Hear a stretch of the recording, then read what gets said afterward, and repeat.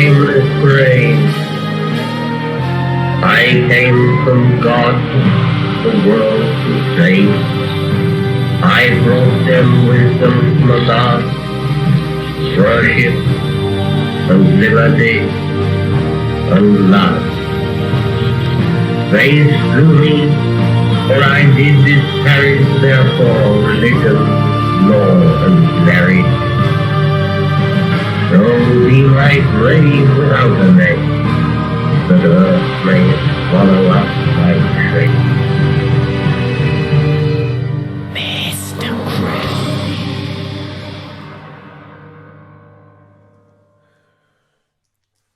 Hello everyone, it's your host Illuminostic, and in this video we're going to dive deep into Aleister Crowley's Book of the Law, also called Liber Al Legis. It was written April 8th, 9th, and 10th, 1904 in the Era Vulgaris, commonly called AD. It was received or channeled by Aleister in the King's Chamber of the Great Pyramid in Giza in Egypt by a being that he referred to as Aiwass, his holy guardian angel or higher self. He also referred to this being as the solar-phallic Lucifer.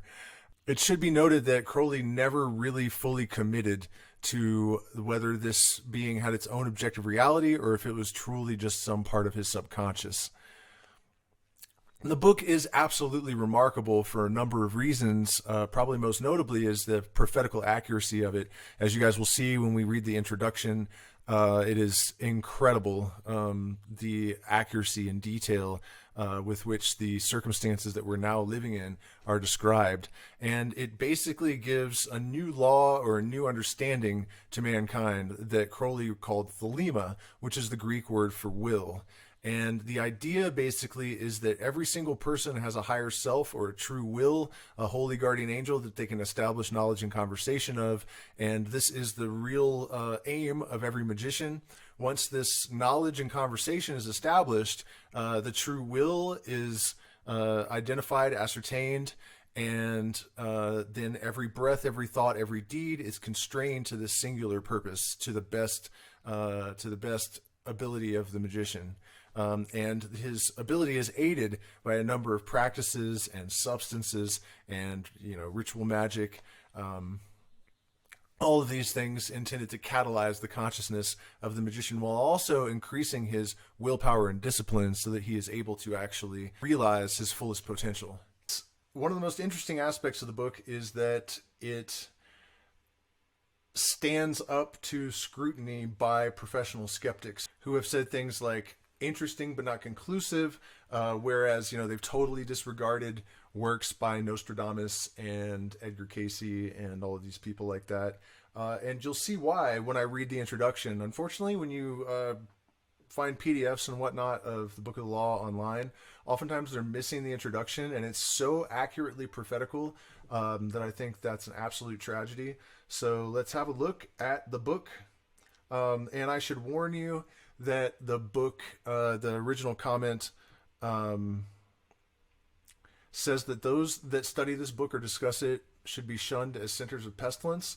So you may want to click away before you become one such center of pestilence yourself. And then after we get through the introduction, we'll go to another site, and we're going to read the Book of the Law with Crowley's magical and philosophical commentaries. There's several commentaries that he wrote over the years. I may do a video on each one of them, but I think the magical and philosophical commentaries are absolutely mind-blowing. You guys are absolutely in for a treat if you're unfamiliar with this material. Really amazing stuff. So Liber Al Legis, the Book of the Law. Introduction. This book was dictated in Cairo between noon and 1 p.m. on 3 successive days, April 8th, 9th, and 10th in the year 1904. The author called himself Aiwass and claimed to be the minister of Haar-par-kraat, that is, a messenger from the forces ruling this earth at present, as will be explained later on. I've always thought it was interesting as well that this was sort of a previous incarnation of Crowley's, or at least provided sort of a pathway to that knowledge, and it's very reminiscent of I was. There are a lot of interesting things about that name, and we'll get to all that eventually. How could he prove that he was in fact a being of a kind superior to any of the human race, and so entitled to speak with authority? Evidently, he must show knowledge and power such as no man has ever been known to possess. He showed his knowledge chiefly by the use of cipher or cryptogram in certain passages to set forth recondite facts, including some events which had yet to take place, such that no human being could possibly be aware of them. Thus, the proof of his claim exists in the manuscript itself. It also says in the Book of the Law later, your success will be your proof. And I feel like that actually did happen. Let's see. It is independent of any human witness. The study of these passages necessarily demands supreme human scholarship to interpret. It needs years of intense application. A great deal has still to be worked out, but enough has been discovered to justify the claim of Aiwass. The most skeptical intelligence is compelled to admit its truth. The matter is best studied under the Master Therion, which was one of Crowley's appellations, whose years of arduous research have led him to enlightenment. On the other hand, the language of most of the book is admirably simple, clear, and vigorous. No one can read it without being stricken in the very core of his being. The more than human power of Aiwass is shown by the influence of his master, and of the book upon actual events, and history fully supports the claim made by him. These facts are appreciable by everyone, but are better understood with the help of the Master Therion. The full detailed account of the events leading up to the diction of this book, with facsimile reproduction of the manuscript and an essay by the Master Therion, is published in the Equinox of the Gods. Part 2, The Universe. This book explains the universe. The elements are Nuit, space, that is, the total of possibilities of every kind, and Hadit, any point which has experience of these possibilities. This idea is for literary convenience symbolized by the Egyptian goddess Nuit, a woman bending over like the arch of the night sky. Hadit is symbolized as a winged globe at the heart of Nuit. Every event is a uniting of some one monad with one of the experiences possible to it. Every man and every woman is a star that is an aggregate of such experiences, constantly changing with each fresh event, which affects him or her either consciously or subconsciously. Each one of us has thus a universe of his own, but it is the same universe for each one as soon as it includes all possible experience. This implies the extension of consciousness to include all other consciousness. At our present stage, the object that you see is never the same as the one that I see. We infer that it is the same because your experience tallies with mine in so many points, that the actual difference of our observation is negligible. For instance, if a friend is walking between us, you see only his left side, I see his right. But we agree that it is the same man, although we may differ not only as to what we may see of his body, but as to what we know of his qualities. This conviction of identity grows stronger as we see him more often and get to know him better. Yet all the time, neither of us can know anything of him at all beyond the total impression made on our respective minds. The above is an extremely crude attempt to explain a system which reconciles all existing schools of philosophy. And again, if you follow my channel, you're probably noticing that this quantum loop theory that I have sort of been able to correlate with my own sort of metaphysical model of what the universe is and what it does. This idea of fulfilling all the potential possibilities of experience and then sort of collapsing back into the singularity once that full consciousness is realized by the entirety of its constituent parts as one. And then it starts over again. And that seems to be, he was at least hinting at that sort of idea. So, part 3, the Law of Thelema. This book lays down a simple code of conduct. Do what thou wilt shall be the whole of the law. Love is the law, love under will. People always forget about that part. There is no law beyond do what thou wilt. This means that each of us stars is to move on our own true orbit, as marked out by the nature of our position, the law of our growth, the impulse of our past experiences. All events are equally lawful, and every one necessary in the long run. For all of us in theory, but in practice, only one act is lawful for each one of us at any given moment. Therefore, duty consists in determining to experience the right event from one moment of consciousness to another. Each action or motion is an act of love, the uniting with one or another part of Nuit. Each such act must be under will, chosen as to fulfill and not to thwart the true nature of the being concerned. The technical methods of achieving this are to be studied in magic, or acquired by personal instruction from the Master Therion and his appointed assistants. Thelema is the Greek for will and has the same numerical value as agape, the Greek word for love. 93, 93. You'll see Thelemites, right, 93, 93 at the end of letters and whatnot, and that's the reference. Part 4.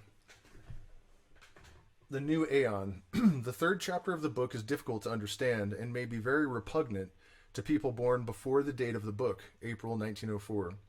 It tells us the characteristics of the period on which we are now entered. Superficially, they appear appalling. We see some of them already with terrifying clarity, but fear not.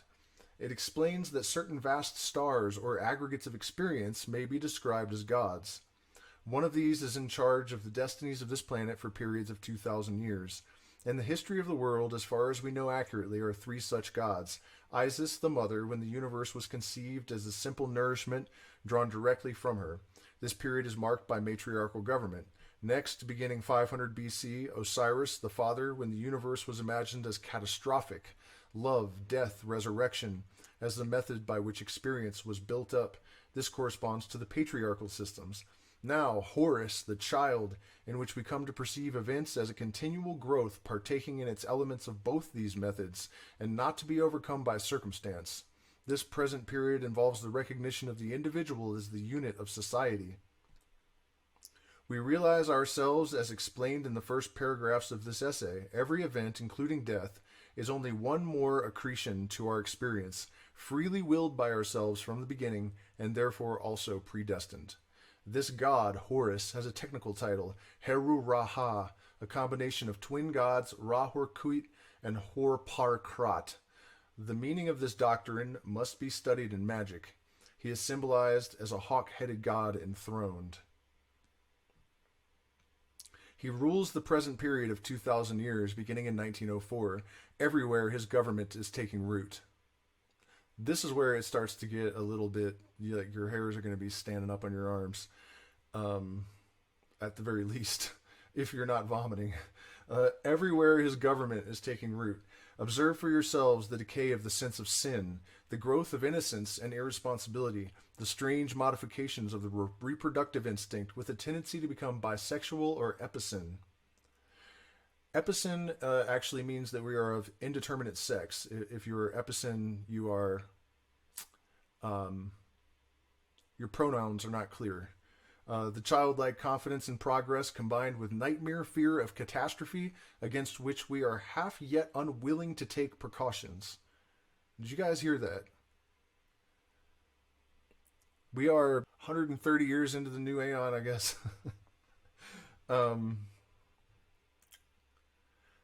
Gosh. Consider the outcrop of dictatorships only possible when moral growth is in its earliest stages, and the prevalence of infantile cults like communism, fascism, pacifism, health crazes, occultism in nearly all of its forms, religions sentimentalized to the point of practical extinction. Consider the popularity of the cinema, the wireless, the football pools and guessing competitions, all devices for soothing fractious infants, no seed of purpose in them.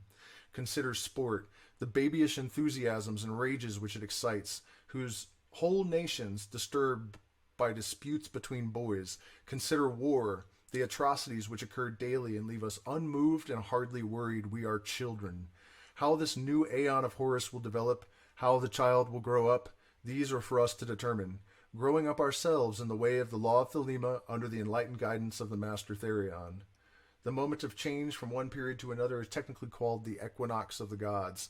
That microcosm, macrocosm, if we have a spring equinox and a fall equinox, etc., this is something the Mayans mapped as well. These smaller, delineations, demarcations of time from seconds to aeons. Of course these things exist and are measurable and predictable. Absolutely true. 5, the next step. About to get even crazier. Democracy daughters. ferocious fascism, cackling communism, equally frauds cavort crazily all over the globe. They are hemming us in.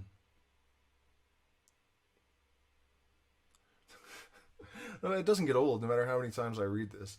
They are abortive births of the child, the new Aeon of Horus. Liberty stirs once more in the womb of time. Evolution makes its changes by anti-socialistic ways.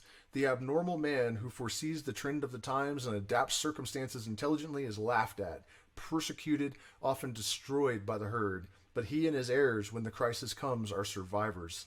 Above us today hangs a danger never yet paralleled in history. We suppress the individual in more and more ways. We think in terms of the herd. War no longer kills soldiers, it kills all indiscriminately. Every new measure of the most democratic and autocratic governments is communistic in essence. It is always restriction. We are all treated as imbecile children. DORA, the Shops Act, the motoring laws, Sunday suffocation, censorship, drug prohibition. They won't trust us to cross the roads at will. Fascism is like communism, and dishonest into the bargain. The dictators suppress all art, literature, theater, music, news that does not meet their requirements.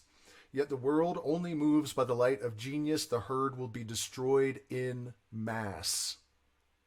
Population control.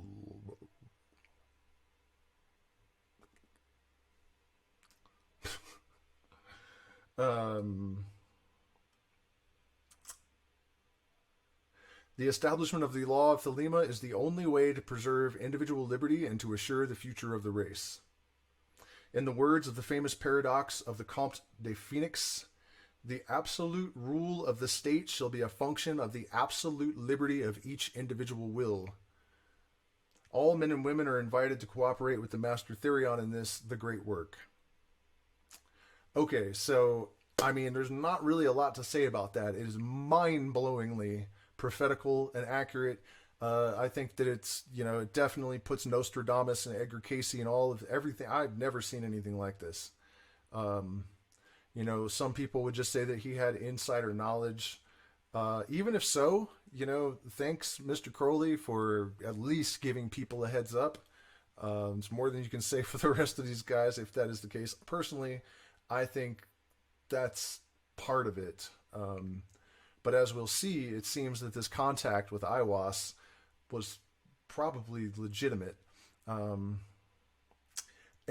I wanted to comment about the absolute rule of the state shall be a function of the absolute liberty of each individual will. That is the only way that we could ever have a proper society. If everyone is totally committed to their orbit, to their higher purpose, to their true will, stars do not collide. They do, but extremely rarely.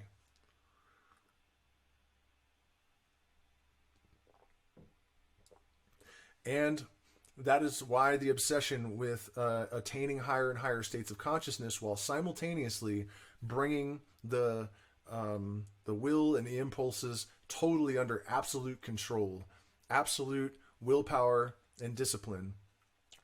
Because, as Crowley said, the most complete set of talents and virtues is wholly useless in the absence of willpower and discipline. Okay, so now we need to get rid of this. Okay, guys, we are now on the Hermetic library site. I'll put a link in the description. This is an absolute must if you're into this stuff. Everything important is here, basically. I think everything Crowley ever wrote, Blavatsky, you name it. Anything Gnostic, Hermetic, Occult. It's an amazing resource. It's totally free. So do become a patron. Become one of my patrons as well. If you like this content, please, we're demonetized. And we need your support in order to not feel like we're just losing steam in the void making these videos. As Albert Pike, the 33rd degree Mason, may have said. All right, so here we are in the first chapter of the Book of the Law with Crowley's commentary. Had, the manifestation of Nuit. And so that's the first line. That's it. So, you guys, you'll see that there's this line, and then there's all this commentary, and that's how all of this is. Most of the passages in the actual book are not very long at all, and some of them seem almost totally incomprehensible. But when Crowley gives his commentary, you just can't even believe what you're hearing oftentimes. Okay, so compare 2:1, the complement of this verse. In Nu is Had concealed, by Had is Nu manifested. Nu being 56 and Had 9, their conjunction results in 65. Adonai, the holy guardian angel.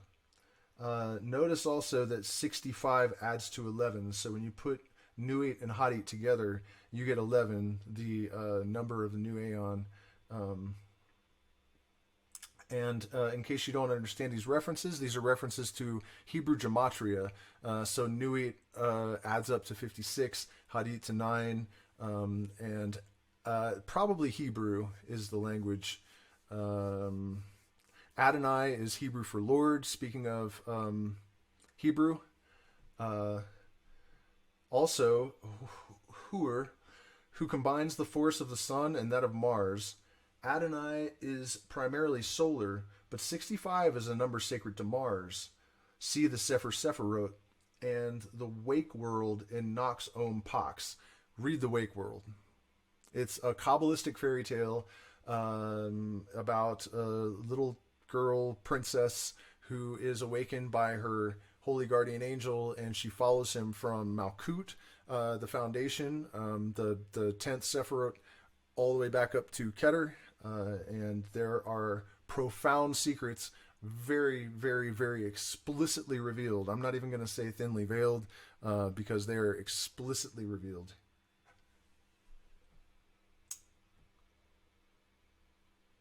Note also the 65 pages of Liber Legis, or counting NV56 Had 10, we get 66, which is 111. Had is further the center of the keyword abrahadabra, an 11 letter word. And don't worry, the gematria is not going to be constant throughout the entire commentary. But it is important to see this constant repetition of the number 11. It's difficult to imagine that he really could have contrived all of that and still, stuck to these symbols that he didn't create, like Nuit and Hadit, to extract his meaning and build this story. And from Crowley's point of view, he didn't construct it. Although it should be noted that he never fully decided whether or not Aiwass was just part of his mind or truly an external being with its own consciousness, truly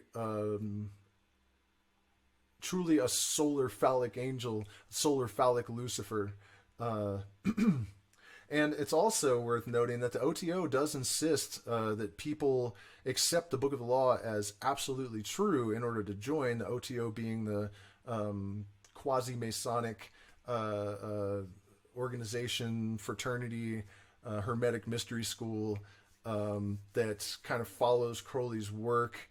And I have always thought that was a bit ridiculous because Crowley never fully accepted it. Also, that's not what Crowley wanted from people. So I think the OTO, it's fair to say they've more or less lost their minds. And that's what Crowley said before he died as well. Something about the ridiculousness of these goats, and then he apologized to goats for comparing the OTO to goats. The theogony of our law is entirely scientific. Nuit is matter, Hadit is motion, in their full physical sense. The proton and the electron, in a metaphysical sense, suggest close analogues. They are the Tao and the Day of Chinese philosophy, or to put it very simply, the noun and verb in grammar. Our central truth, beyond other philosophies, is that these two infinities cannot exist apart. Their extensive subject must be studied in our other writings, notably Bereshit. That's the first word in the Bible in Hebrew, especially those of 1919, 1920, and 1921, and the Book of Wisdom or Folly. See also The Soldier and the Hunchback. Further information concerning Nuit and Hadit is given in the course of this book, but I must here mention that the brother mentioned in a connection with the wizard Alamantra, Shmuel bar Aiwass identifies them with Anu and Adad, the supreme mother and father deities of the Sumerians. Taken in connection with the Aiwass identification, this is very striking indeed. It is also to be considered that Nu is connected with North, while Had is Sad, Set, Satan, Sat, equals being in Sanskrit, South. He is then the sun, one point concentrating space, as also is any other star. The word abrahadabra is from Abraxas, father-son, which adds to 365. For the north-south antithesis, see Fabre de Olivet's hermeneutic interpretation of the origin of the social state in man. Note that Sax is also a rock or stone, whence the symbol of the cubical stone, the Mount Abiegnes, and so forth. Nu is also reflected in Naus, ship, etc., and that whole symbolism of hollow space, which is familiar to all. There is also a question of identifying Nu with On, Noah, Oannes, Jonah, John, Dianus, Diana, and so on, but these identifications are all partial only, different facets of the diamond of truth. We may neglect all these questions and remain in the simplicity of this, her own book. One of the fundamental things to take away from that is, it's not just me, but all of these mystics, many of them at least, talk about how the universe was created by a process of replication by means of reflection. And so if you look at all of the different manifestations of Hadit and Nuit that he pointed out, negative and positive, the electron and the proton, the Tao and the Day, male and female. And it's the interaction of those two opposites that produces the third thing, and we get the Trinity. And we'll get deeper into all of that eventually. The Unveiling of the Company of Heaven. This book is a new revelation, or unveiling of the old ones. This explains the general theme of this revelation, gives the dramatis personae, so to speak. It is cosmographically the conception of the two ultimate ideas, space and that which occupies space. It will, however, appear later that these two ideas may be resolved into one, that of matter with space, its condition or form included therein.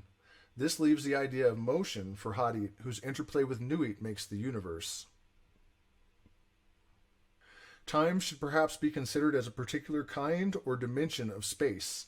In Barashit, all qualities soever are considered as so many dimensions. I see no reason, 19 years later, for receding from this view.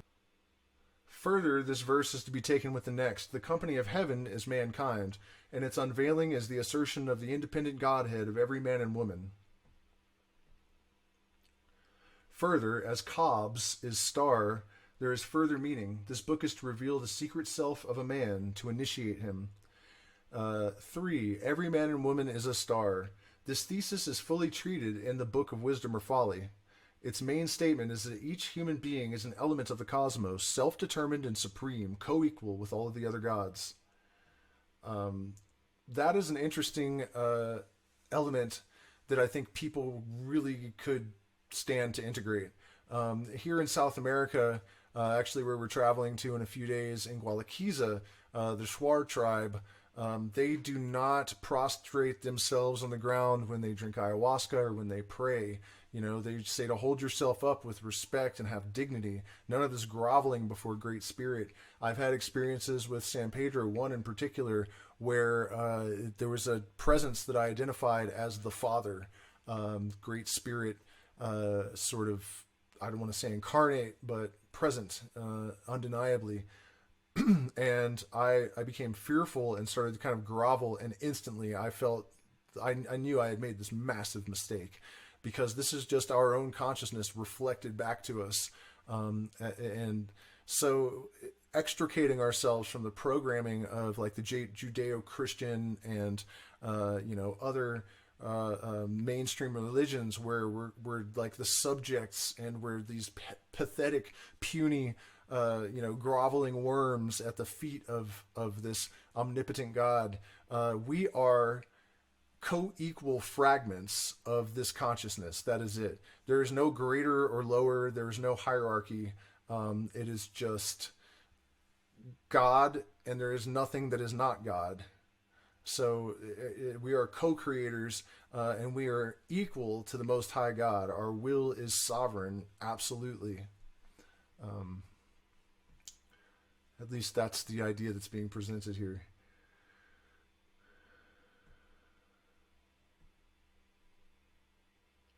From this, the law, do what thou wilt, follows logically. One star influences another by attraction, of course, but these are incidents of self-predestined orbits. There is, however, a mystery of the planets, revolving about a star of whom they are parts, but I shall not discuss it fully in this place.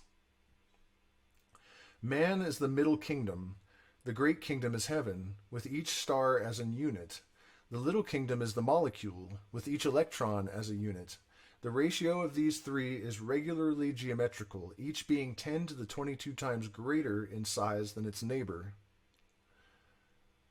See the Book of the Great Auk for a demonstration that each star is the center of the universe to itself, and that a star, simple, original, absolute, can add to its omnipotence, omniscience, and omnipresence without ceasing to be itself.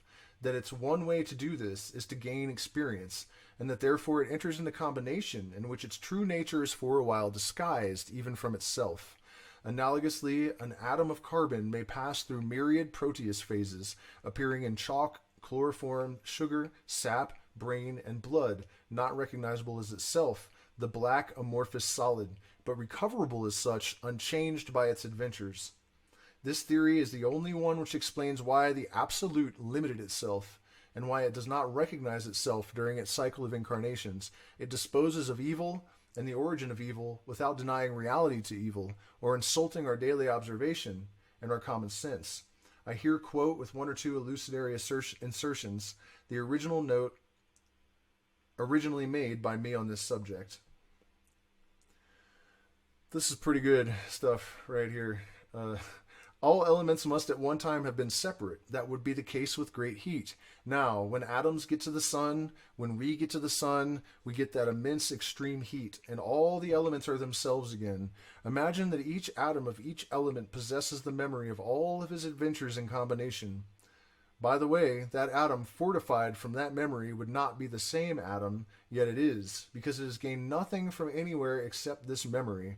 Therefore, by the lapse of time and by virtue of memory, a thing, although originally an infinite perfection, could become something more than itself, and thus a real development is possible. One can then see a reason for any element deciding to go through the series of incarnations. God, that was a magnificent conception. Because so and only so can he go, and he suffers a lapse of memory of his own reality of perfection, which he has during these incarnations, because he knows he will come through unchanged. Therefore, you have an infinite number of gods, individual and equal, though diverse, each one supreme and utterly indestructible. This is also the only explanation of how a being could create a world in which war, evil, etc. exist. Evil is an appearance, because like good, it cannot affect the substance itself, but only multiply its combinations. This is something the same as mystic monism, but the objection to that theory is that God has to create things which are all parts of himself, so that their interplay is false. If we presuppose many elements, their interplay is natural. It is no objection to this theory to ask who made the elements. The elements are at least there, and God, when you look for him, is not there. Theism is obscurum pur obscurius. A male star is built up from the center outwards, a female star from the circumference inwards. This is what is meant when we say that woman has no soul. It explains fully the difference between the sexes. Ouch. We must forgive Crowley at times for his Victorian